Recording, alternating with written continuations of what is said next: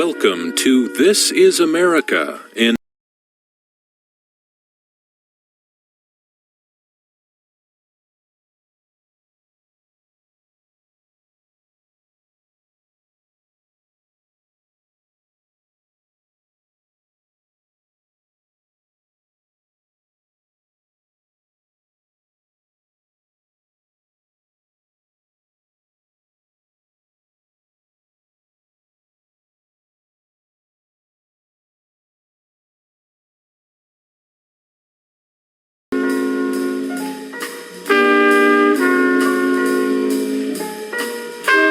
Welcome to This is America in VOA Special English. I'm Mario Ritter. And I'm Shirley Griffith.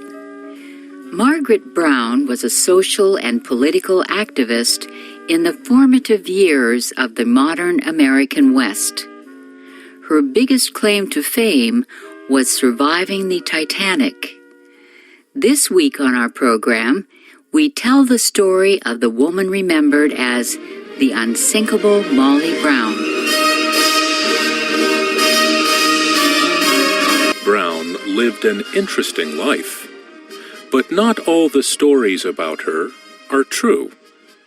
For example, a Denver newspaper reporter named Jean Fowler wrote that she survived a tornado as a baby, refused to attend school, and chewed tobacco. Fowler wrote about Brown and others in his book Timberline, published after her death in 1932. Kristen Iverson is an English professor and author of Molly Brown, Unraveling the Myth. She says the stories did contain some truth, though, which is that Brown went west to follow a dream, and that dream came true. In the 1964 movie The Unsinkable Molly Brown, she was played by Debbie Reynolds. The nickname Molly was largely a Hollywood invention, says her biographer. Kristen Iverson says Brown did not like it. The name Molly was often used as an insult for an Irish girl, and nobody in her own life called her that. She was known as Maggie in her hometown of Hannibal, Missouri. She was born Margaret Tobin in 1867, 2 years after the Civil War ended. Her Irish-born parents had socially progressive beliefs. At that time, American women could not own property or vote. They did not get much education, and they rarely traveled far by themselves. But during her lifetime, much of that changed. In 1886, Maggie Tobin left home for the town of Leadville, Colorado, to join a sister and brother who already lived there. Leadville had gold, silver, and copper mines. At that time, it was one of the fastest-growing places in the country. She sewed carpets and curtains for a local dry goods company. She is shown singing in a barroom in both the movie and 1960 Broadway musical, The Unsinkable Molly Brown. Biographer Kristen Iverson. She did have a great sense of humor. She enjoyed being around people, but she was very serious, very motivated, hardworking type of person, and really kind of a good Catholic girl her entire life. And that barroom saloon girl image is pretty different from the kind of person that she really was. So one thing that the myth does is that it really diminishes that aspect of her life. The story of her life became linked to romantic ideas about gold mining in the American West and the dream of getting rich quick. In 1886, Maggie Tobin married James Joseph Brown, JJ for short. He was 31 years old. She was 19. He was a mine manager in Leadville who developed a way to safely mine for gold deeper than before. The popular story is that J.J. got rich soon after they married. Kristen Iverson says he did become rich, but not until they had been married for 7 years and had 2 children. In 1894, the Browns bought a house in Denver, Colorado. The popular story is that rich families in Denver society did not accept them because they had been poor and lacked education. Kristen Iverson says Denver's most conservative social club did exclude them for a time. But she says the Browns were a big part of Denver society.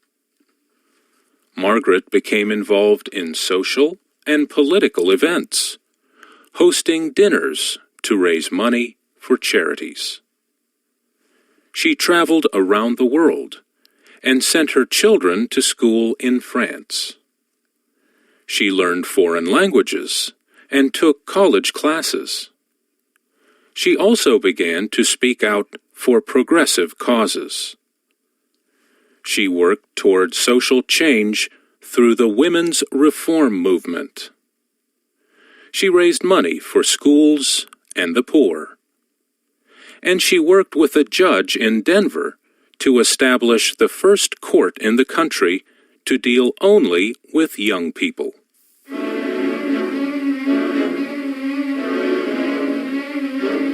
1912, Margaret Brown was a passenger on the Titanic on its first and only trip.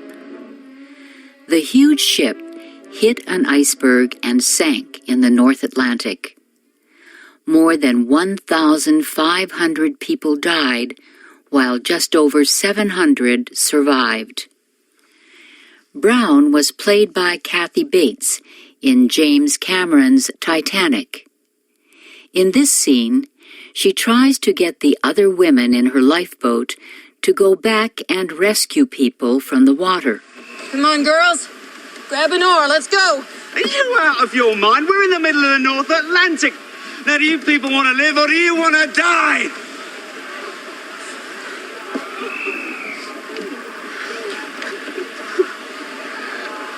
I don't understand a one of you. What's the matter with you? It's your men out there. There's plenty of room for more. And there'll be one less on this boat.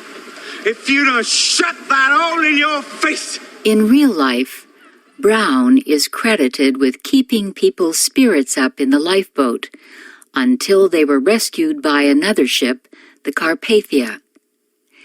Later, she raised money to help poor immigrant women who had been passengers on the lower levels of the Titanic.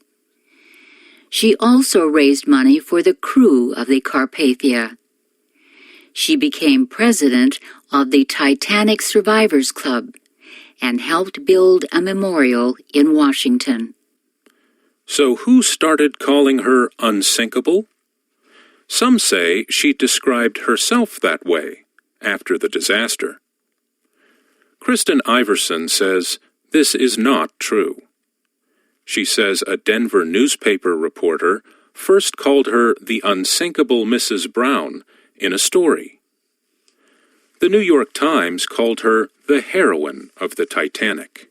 The thing about the Titanic experience, what happened with the Titanic experience and the recognition that she got from the New York Times in particular, was that it gave her a platform from which to talk about some of the social and political issues, minors' rights, women's rights, the development of a juvenile court system, that sort of thing. It gave her an international platform to talk about some of those things. She actively worked for the right of women to vote in federal elections.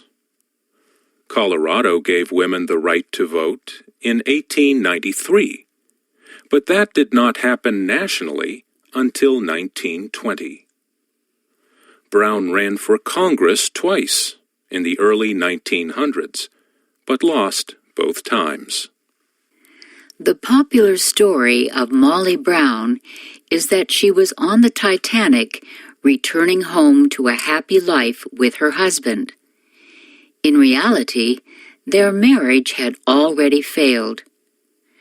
Kristen Iverson says one of their major problems was that Brown was socially progressive and her husband was not. She felt that a woman's name, and she wrote about this, that a woman's name should appear in the newspaper when she married and when she died. And Margaret Tobin Brown liked to see her name in the newspaper for a lot of reasons. The couple never legally divorced because of their Catholic faith, but they did sign a separation agreement. J.J. Brown died in 1922.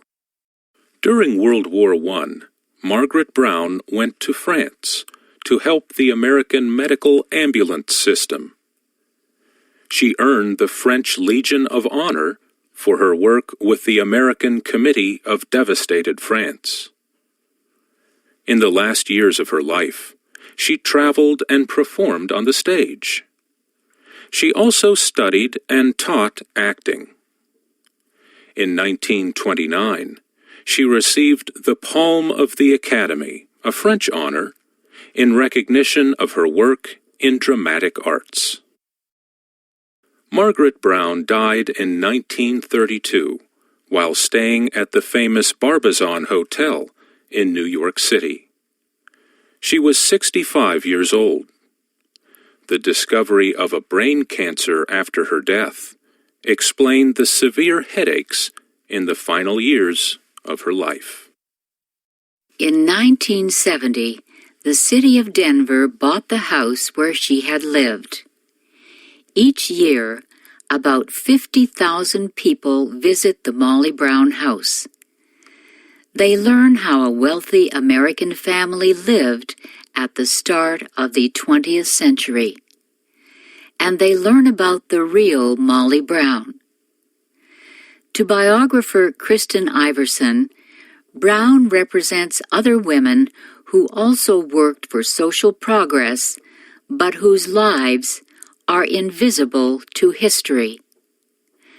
So what lesson is there to learn from the myth of the unsinkable Molly Brown? I think the story in some ways tells us what we want to think about ourselves in terms of being an American. That is this kind of pull yourself up by your bootstraps, that with enough determination and hard work that you can transcend limitations of money or class or gender. And that's part of the myth, and I think that's also part of the reality of her story. So it's a very inspirational story. There are so many aspects of the myth that are not true. And yet I think the myth, the story itself, speaks to her spirit and speaks to some of the ways in which we like to think of ourselves as Americans.